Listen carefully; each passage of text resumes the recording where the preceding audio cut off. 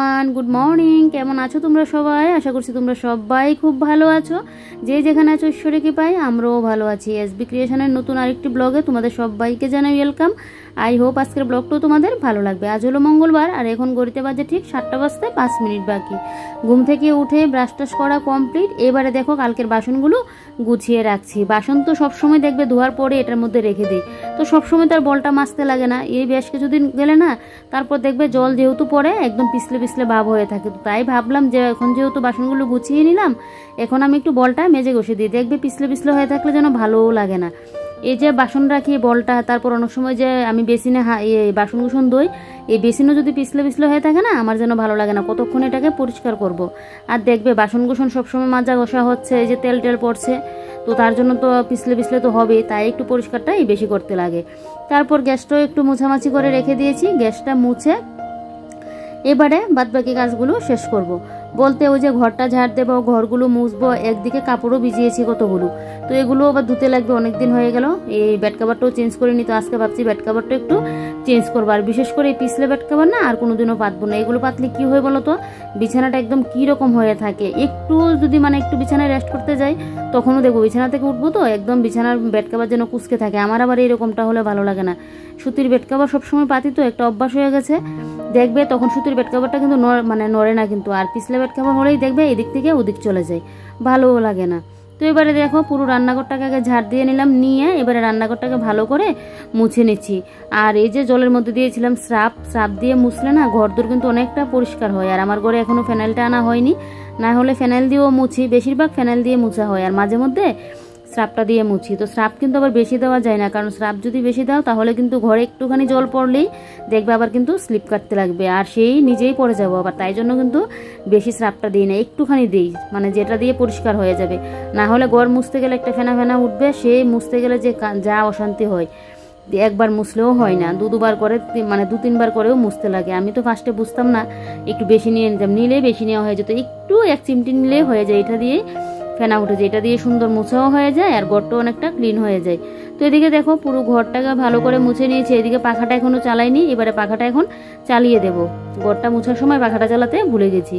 যাই হোক, এদিকে দেখো আমার পুরো ঘর কিন্তু মুছা কমপ্লিট। তো স্ট্যান্ডটা বাইরে রেখে দেবো। এখন বেডরুমটাকে আগে মুছবো, মুছে তারপর গিয়ে একদম একসাথে বাথরুম থেকে ওগুলো মেজে ঘষে আনবো। আর আমার তো স্ট্যান্ড 2টা, বেডরুম মুছার জন্য একটা আলাদা করে আর একটা রান্নাঘরের জন্য, কারণ রান্নাঘরের এটা দেখবে অনেক সময় সকরা টকরাও থাকে, এগুলোও লাগে। তো এটা দিয়ে আবার বেডরুমটা মুছবো, তাই জন্য ও 2টা করে এনে দিয়েছে। এবারে দেখো সোফাগুলো গুছিয়ে নিচ্ছি। আর আজ যেহেতু মঙ্গলবার, তোমাদের দাদাভাই দিকে ঘুমিয়ে আছে, মঙ্গলবার দিন আমার ঘরে কিন্তু আস্তে ধীরে রান্নাবান্না বলো, সংসারের কাজ বাজ বলো, একদম সমস্ত কিছু লেট করে হয়। তো আজকে আমি একটু তাড়াতাড়ি উঠে করলাম, কারণ এই যে কাপড় ভিজিয়েছিলাম কতগুলো, দেখো বিছানাও খালি হয়ে আছে। তোমাদের দাদাভাই এমনিতেই ঘুমিয়ে আছে, ওর যে সকালবেলায় কি না ঘুম ধরে। তো যাকে আবার বলছে মর্নিং ওয়াকে নাকি বেরোবে, না হলে অভ্যাসটা না তো কতদিন যাবত বেরোয়নি, অভ্যাসটা যেন আবার চলে গিয়েছে, বলছে আবার বেরোবে। আর এই যে দেখো গাছটা কি ভালো লাগছে না এরকম বাটির মধ্যে লাগানোর জন্য। আমার তো মাটির মধ্যে হয়েছে, তো অনেকগুলো হয়েছে। এই যে কাটিং করে করে এই বাটিটার মধ্যে লাগিয়েছি, বেশ ভালোই লাগছে কিন্তু না। তো এবারে দেখো এই জায়গাটা একটু ঝাড়াঝুড়ি করে গাছগুলো লাগিয়ে দিলাম। আর গাছটার মধ্যে না পিঁপড়ে ধরেছে, এটারও একটা ব্যবস্থা করব, তোমাদেরকে পরে বলবো কি ব্যবস্থা করব। তো এবারে দেখো এই ঘরটা ঝাড় দিয়ে নিয়েছি, ওইটা তোমাদের সাথে শেয়ার করিনি। আর এবারে ঘরটাকে ভালো করে ক্লিন করে নিচ্ছি। পেছনের রুমটা মোছা হয়ে গেছে, আর এদিকে সুকেজের নিচ টিস তো দেখলে ভালো করে মুছে নিয়েছি। আর এই যে তোমাদের দাদাভাইকে বারবার বলছি উঠার জন্য ঘুম থেকে, ও যদিও উঠে পড়েছে, এখন খাটের মধ্যে বসে আছে। আমি ঘরটা মুছছি বলে তাই নামছে না ঘরের মধ্যে। আর একজন কমেন্ট করেছিলে, পপি দেবনাথ নাম, যে দিদি তুমি তোমার বরকে কেন দেখাও না, কেন বলো তো? সবাই তো আর ক্যামেরা ফ্রেন্ডলি হয় না, কারণ অনেকে দেখবে ক্যামেরার সামনে আসতে চায়, অনেকে আবার আসতে চায় না। দেখবে আমার শ্বশুরবাড়িতে কিন্তু সবাইকে আমি দেখাই না, আমার শাশুড়ি মাকে মাঝে মধ্যে দেখাই। তো তোমাদের দাদাভাই না আসতে চায় না, আমি করি, ওর কোনো অসুবিধা নেই, কিন্তু ও না আসতে চায় না। আমারও কথা হলো গিয়ে ও যেদিন নিচ থেকে আসতে চাইবে ভিডিওর মধ্যে, সেদিনই আমি ওকে নিয়ে আনবো। কাউকে যে জোর করে আনা ওইটা আমার আবার ভালো লাগে না। তো আর কোনো ব্যাপার না, সেই জন্য তোমাদের দাদাভাইকে কিন্তু আমি ক্যামেরার সামনে আনি না, অতটুকুই কথা। যেদিন ও আসতে ইচ্ছে করবে, আমি যেদিন বলবে যে না ক্যামেরা তুললেও কিছু হবে না, সেদিন আমি তো অবশ্যই আনবো। আমি অন্য বাকিদেরকেও কিন্তু এরকম, যে কারুর বিরুদ্ধে গিয়ে আমি ক্যামেরা করে নেব, ভিডিও তুলে নেব, এটা কিন্তু আমি করি না। ইচ্ছে হলে কিন্তু আমি ভিডিওটা করি, ওদের যদি ইচ্ছে থাকে তাহলে ওদেরকে আমি ভিডিওতে তুলি। তো এদিকে দেখো কাপড়গুলো কেচে তারপর কাপড়গুলো মেলে দিয়েছি, দিয়ে এদিকে এখন চলে আসলাম স্নান করে এবারে চুলটাকে করেছিলাম শ্যাম্পু, তো চুলটাকে ভালো করে একদম জলটা ঝরিয়ে নিয়েছি। এবারে চুলটাকে উপর করে বেঁধে নিয়েছি, আর এদিকে এখন বিছানার বেড কাভারটা পেতে নিচ্ছি। আর দেখো এদিকে চুলটাকে না একদম উপর করে বেঁধে নেবো রান্না করে যখন যাবো। এখন তো এই ঘরের কাজগুলো করছি, পাখাটা চালিয়ে রাখলাম, তাই চুলটা একটু ছাড়া অবস্থায় রাখলাম। আর এই বেড কাভারটা তো আমার যা পছন্দের, কি যে মানে ভালো লাগে তোমাদেরকে কি বলি, খুবই ভালো লাগে আমার এই বেড কাভারটা। তো তাই জন্য কিন্তু এই বেড কাভারটা পেতে নিয়েছি, আমার খুব পছন্দের একটা বেড কাভার। তো এদিকে দেখো এই যে বালিশ কাভারগুলোও লাগিয়ে নিচ্ছি, সেম হলে ভালো লাগে। কুল বালিশের কাভারও যদি এরকম পাওয়া যেত তাহলে যেন আরেকটু ম্যাচিং হতো, তো সেম তো আর কুল বালিশের কাভার পাইনি। তো এই যে দেখো বালিশ কাভার আমার লাগানো হয়ে গেছে। আর যে কুল বালিশের কাভার লাগাতে গেলাম না, এমনিতেই দেখছি আবার কুল বালিশের একটা সাইড দিয়ে একটু মানে চিড়ে গেছে, মানে সেলাইটা না ছুটে গেল। তো তার জন্য দেখো আবার সেলাই করে নিচ্ছি। এরকম টুকিটাকি কাজের জন্য তো আর টেলারের বাড়িতে যেতে লাগবে না, এগুলো কিন্তু আমাদের গৃহিণীদেরই করতে লাগে টুকিটাকি কাজগুলো। আর আমি তো প্রায়ই এরকম কাজ করে থাকি। আগে তো নাইটিও সেলাই করতাম, এখন আবার টেলারের ঘর থেকে সেলাই করে আনি। আগে আমি নাইটিও নিজের নাইটি যে পরি না, নিজের নাইটির নিচটা কেটে তারপর আমি কিন্তু নাইটিগুলো সেলাই করতাম, হাতাগুলো এগুলো আমি নিজে হাত দিয়ে সেলাই করে নিতাম। তো এখন যদিও টেলার ঘর থেকে নিয়ে আসি, কিন্তু এইটুকুনির জন্য তো আর যাবো না, 10 টাকাটা মানে টাকা দিয়েও লাভ নেই আর সময়টাও নষ্ট করে লাভ নেই, এটা আমিও পারবো। তো এবারে দেখো বিছানাটাকে একদম ঠিকঠাক করে নিয়েছি। আর দেখো বেড কাভারটা চেঞ্জ করাতে বিছানাটার যেন গ্লেজটা বেড়ে গেছে। সেদিন তো এই খাটের এই সাইডের টিনগুলো পরিষ্কার করেছিলাম, আবার কালকে করেছিলাম ওই যে খাটের মাথার চূড়াটা। তাই জন্য দেখো বিছানাটা দেখতে যেন কতটা ভালো লাগছে, একদম যেন পুরো চকচকে করছে। আর দেখবে যেদিন ঘরের সমস্ত কিছু ধোয়াধাই হয় না, আর একদম ফ্রেশ হয়ে স্নান করে এসে ঘর দুরো মোছামাছি থাকে, কি যে ভালো লাগে। আর এই যে দেখো এবারে এখানে একটা এই গাছটা লাগিয়েছি, এই গাছটার নামও আমি জানি না। তো এই গাছটার মধ্যে এখন একটু জল স্প্রে করে দিচ্ছি। আমার ঘরের মধ্যে যেন গাছ টাছ থাকলে বেশ ভালোই লাগে। আর এই যে দেখো গাছটা কি ভালো লাগছে না, এবারে এর মধ্যে কিন্তু একটু জল স্প্রে করে দেবো। পাতাগুলো তো যা মানে দুর্দান্ত লাগছে, কি আর বলি তোমাদেরকে, অতটা ভালো লাগছে। বাইরে থেকেও যেন আমার ঘরের মধ্যে ভালো লাগছে, কাটিং করে একদিকে লাগানোতে খুব ভালোই হয়েছে। এবারে দেখো গাছগুলোর মধ্যে ধরেছে পিঁপড়ে। আমি তো ফার্স্টে বুঝতে পারলাম না, দেখলে আগে আমি মুছেছিলাম, তো পিঁপড়ে দেখি মাটি তুলে তুলে ফেলে রাখছে। তো পিঁপড়ের জন্য কিন্তু আমি একটু হলদির গুঁড়ো দিয়ে দিচ্ছি। এইভাবে যদি মানে যেখানে পিঁপড়ে ধরে হলদির গুঁড়ো দিয়ে রাখো না, তাহলে পিঁপড়ে কিন্তু আর আসবে না। তো এবারে দেখো গাছটা কতটা ভালো লাগছে জলটা স্প্রে করাতে। এবারে হলদিটাও দিয়ে দিলাম। আর এবারে চলো ঘরটা তোমাদেরকে দেখাই। দেখো আজকে কিন্তু বেশি একটা কাজ করিনি ঘরের মধ্যে, শুধু সোফাগুলো একটু ঠিকঠাক করে রাখলাম, ঘরটা মুছলাম, আর বেড কাভারটা একটু চেঞ্জ করে নিলাম।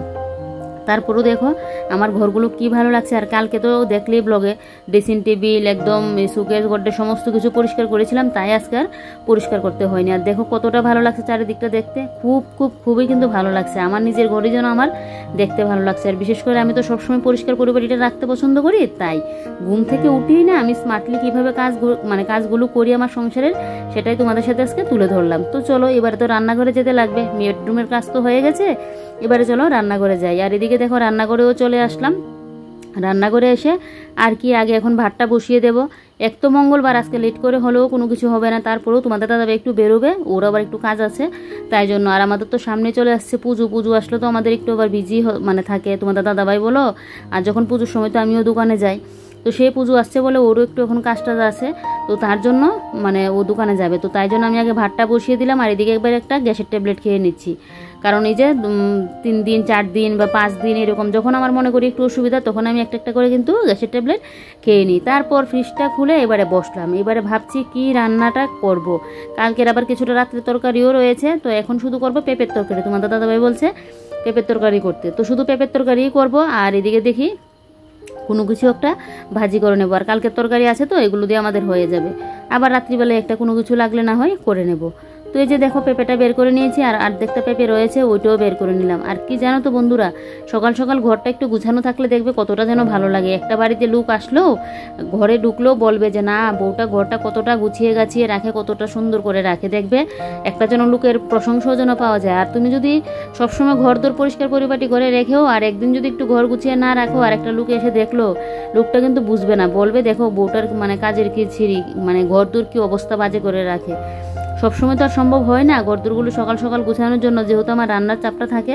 তবে প্রায়ই চেষ্টা করি রান্না বসিয়ে ঘরটা গুছিয়ে রাখার জন্য, বা কোনো সময় একটু সময় পেলে ঘরটা আগে গুছিয়ে নেওয়ার জন্য। আমি যেন সময়টা নষ্ট করতে চাই না, বিশেষ করে সকালের দিকে যে কেউ আসলে কেউর সাথে আড্ডা মেরে গল্প মেরে কথা বলে, আমি কাজ করব কথাও বলবো এরকম। তবে কিছু সময়ে মানে দেখবে আবার কাজ ফেলে রেখেও কিন্তু কারোর সাথে কথা বলতে লাগে, তারপরে আমি কাজও করি কথাও বলি, এইভাবে কিন্তু আমি করি। এবারে দেখো এদিকে পেঁপে তরকারিটা বসিয়ে দিলাম, আর এদিকে ক্যাপসিকামটা কেটে নিচ্ছি। তোমাদের দাদাভাই চলে গেল স্নান করতে। তো ভাবলাম যদি এবার পেঁপের তরকারিটা না হয় ওকে আবার কী দিয়ে খেতে দেবো, আর এমনি তো একটা ভাজা করতেই লাগবে। তো তার জন্য ক্যাপসিকামটা কেটে নিচ্ছি। আমার ঘরে আবার ক্যাপসিকামটা তোমাদের দাদাভাই বলো আর আমি বলো খুবই ভালো লাগে খেতে। আর পপি দেবনাথ আবার আরেকটা কমেন্ট করেছিল যে দিদি তোমার ব্লগে আমার নামটা নিও। তো বোন তোমার নামটা নিয়েছি, তুমি কমেন্ট করে কিন্তু বলবে। আর এই যে দেখো ক্যাপসিকামটা কেটে নিচ্ছি।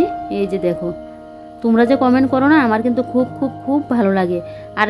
আরেকটা কমেন্ট করেছিল পপি দেবনাথ, তো সেই কমেন্টের রিপ্লাইটা আমি এইভাবে দিলাম না, সেটা নিয়ে একদিন একটা ভিডিও করে তোমাদেরকে বলবো। কারণ আরেকজনও এরকম একটা কমেন্ট করেছিলে, তো ভাবছি যে একদিন একটা ভিডিও করে তারপর তোমাদেরকে ভিডিওতে জানাবো কি বৃত্তান্ত সব কিছু। এদিকে দেখো ক্যাপসিকাম তো কাটা হয়ে গেছে, বীজগুলোও কিন্তু আমি ফেলছি না। বীজগুলোকে টবের মধ্যে যে গাছ লাগালাম, টব বলতে কি ওই যে জগের মধ্যে, এই জগটার মধ্যে কিন্তু আমি ক্যাপসিকামের বীজগুলো ফেলে দিচ্ছি যাতে গাছ উঠে যায়। আমার তো মনে হচ্ছে না গাছটা উঠবে, কারণ ক্যাপসিকামের বীজগুলো না একদম পাতলা পাতলা, একটু পোক্ত হয়নি তাই। তো তারপরেও ফেলে দিলাম, অন্য জায়গায় ফেললাম না, যদি আবার গাছগুলো উঠলে না বুঝি তাই। তো এবারে দেখো কিছুটা বেসন ছিল, বেসনটাকে একটু চেলে নিয়েছি, অনেকদিন হয়ে গেছে তো যদি পোকা টোকা থাকে তো চেলার জন্য ভালোই হয়েছে, এক দুইটা কিন্তু পোকাও বেরিয়েছে। আর এদিকে দেখো এবারে বেসনটা নিয়ে নিলাম, আবার ওকে বলতে লাগবে বেসনের ময়দা নিয়ে আসার জন্য। আর এদিকে ক্যাপসিকাম ভাজি বসিয়েও দিলাম। আর দেখো পুরো যেন জিলিপি করছি ভাজি, দেখো পুরো জিলিপির মতো হয়ে আছে না, দেখতে পুরো একটা ফুলের মতো হয়ে আছে।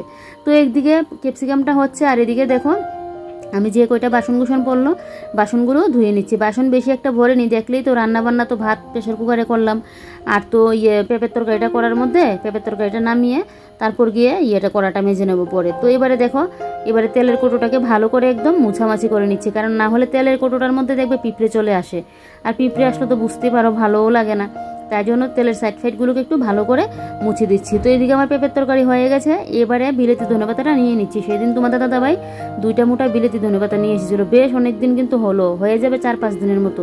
তো এগুলো তো আমি জল দিয়ে রাখলাম ফ্রিজের মধ্যে করে রেখে, এখনও কিন্তু সতেজ আছে। তো 2-3টা করে আমি যতটুকু দরকার ততটুকু কিন্তু তরকারি পাতির মধ্যে দিচ্ছি, আর ভালোও লাগে দেখবে। আর কতদিন বাদে দেখবে আবার দেশি ধনেপাতা বেরিয়ে যাবে, ওগুলো তো আরও ভালো লাগে, যা সেন্ট বেরোয় আর প্রথম তো যা দাম থাকে, তারপর একটুখানি দিলেই যেন একটা ভালো গন্ধ ছাড়ে। তো এবারে দেখো আমার পেঁপের তরকারি কিন্তু হয়ে গেছে। আজকে একদম নর্মালভাবেই করলাম, জিরে ধনের গুঁড়ো দিয়ে, আজকে কোনো ডাল টাল কিন্তু দেইনি। তো পেঁপের তরকারিটাকে জায়গা মতো রেখে তারপর এদিকে দেখো এই সাইডগুলোকে একটু মোছামাছি করে পরিষ্কার করে নিচ্ছি। আর এদিকে কিন্তু আমার ক্যাপসিকামের বাদবাকি বড়াগুলো হচ্ছে, বাদবাকি বড়াগুলো করছি, আর এদিকে এই যে এই জায়গাগুলো পরিষ্কার করে নিচ্ছি। আমিও সকালের খাওয়া দাওয়াটা করে নেব, সকালে আজকে আর টিফিন করিনি। ওই যে সকালবেলায় ঘরদোর মুছলাম, এদিকে বিছানাপত্র কাপড় চোপড় ধুলাম, বিছানাপত্র এই বেড কভার চেঞ্জ করলাম, পরিষ্কার করলাম ওই ঘর। তো তার জন্য এই ঘরে এসেই তো এদিকে রান্না বসিয়ে দিলাম। তো রান্না বসিয়ে তারপর দেখলে গ্যাসের ট্যাবলেট একটা খেয়েছিলাম, তারপর কাজের জন্য না আমি ভুলে গেছি একটা বিস্কিট যে মুখে দেবো। তো ভাবলাম আর যখন খাইনি একবারে ভাতটাই খেয়ে নেব।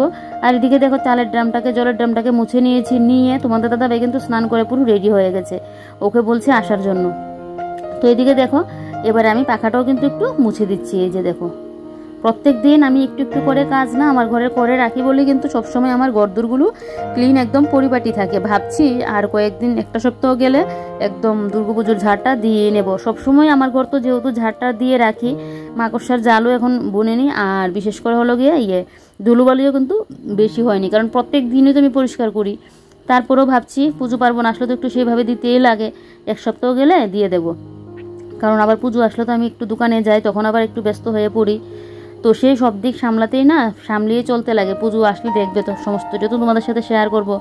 একদিকে আমার ঘরে রান্নাবান্না বলো আর পুজো পার্বণের কাজ বলো, পরিষ্কার পরিপাটি করা, ঘরদোর কাপড় ধোয়া ধুয়ির একটা ব্যাপার থাকে, তারপরে দিকে দোকানে যাওয়া, আর ওই রাস্তায় আস্তে আস্তে সেই 11টার মতো বেজে যায়। সব কিছু সামলেই কিন্তু আমি আবার ইউটিউবের ভিডিও করতেও ছাড়ি না, তারপরেও করে যাই একটা আশা নিয়ে যে দেখি কোনোদিন কোনো কিছু করতে পারি কিনা, কোনো কিছু হয় কিনা, সেটাই একটা যেন মনে ভাবনা, জানি না আদৌ কোনো কিছু হবে কিনা।